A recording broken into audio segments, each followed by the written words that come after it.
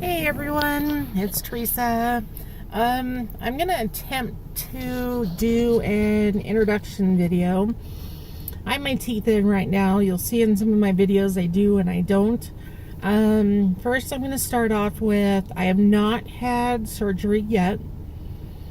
My highest weight back in 2014 was just shy of 350 pounds.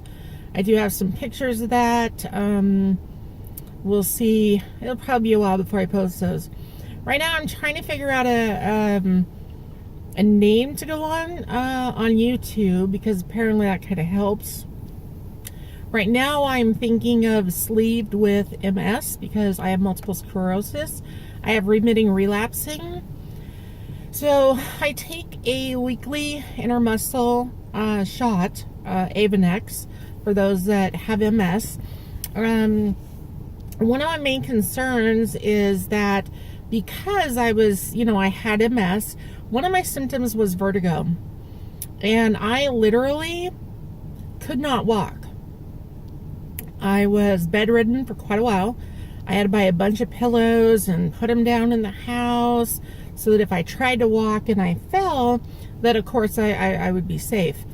And because of being bedridden and being able not to stand, think of if you've ever been super drunk. This has only happened to me once prior to, but you lay down in the bed and the entire room is just spinning. That's what it was like 24/7 for me. Even when I closed my eyes, everything was just spinning. I was just dizzying and nauseous and horrible. So I went on to the Combian RX study, where I was doing the daily and the weekly shots. They were trying to figure out if it was possible with both of them that it could help MS patients more and stuff of this nature. I had a really bad reaction to the dailies. So we contacted the study people, confirmed that I was on both. Both of my meds were actually legit. They weren't like a placebo.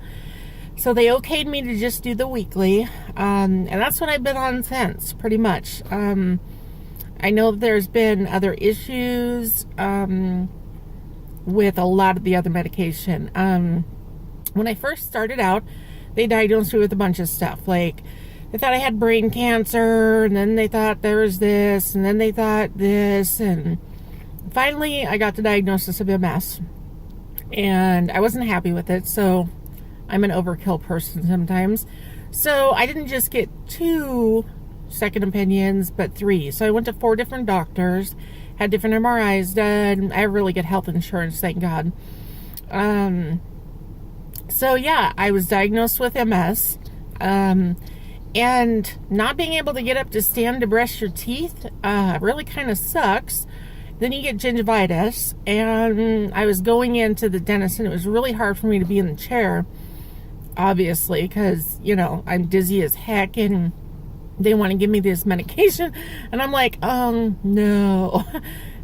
So I just chose for them to put me under and pull all my top teeth.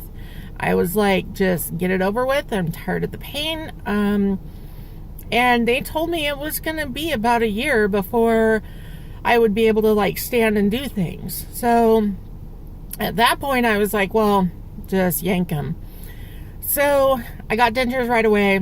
Big nightmare. Don't ever get dentures put in when you pull all of them. They suck. They can't get fixed. So then I had to wait several years to get my new dentures, which I just got. Then right after that, I decided that I'm going to do the gastric sleeve bypass, or the gastric sleeve surgery, the VSG. And I'm like, So I talked to the dentist, and he goes, yeah, you're going to lose weight, so you're going to need a relining on those. I'm like, I just paid $1,000 for these things, and yeah, I'm going to have to redo them. But you know what? I'm going to be healthier. So I'm okay with that. So my main concern after talking to the doctors, mine was a little bit different than most people's appointments and things of that nature, simply because I am very conscious, I'm still learning to talk with these teeth, about my MS. So my main concern was if I cannot stay on the medication that I'm on, I was having a lesion and a half every week. Like during the month, 1 month before they put me on medication, I was in the hospital with the IV and I did all that stuff. I had 7 lesions in less than a month. Like it was severe. So thank God I'm stabilized. And I don't want to go through that. I don't want to go through having my whole half of my face numb and then my tongue and my fingers. Certain ones of my fingers would go numb. The dizziness, not being able to walk, the balance issues. So it was horrible. And I used to work out and exercise all the time. I played football. I was on volleyball, bowling leagues. I love camping. I love fishing, love hiking. Yeah, born in Montana, deal with it. I'm sorry, I say that because so many people are like, you kill animals? Yes, but I eat what I kill.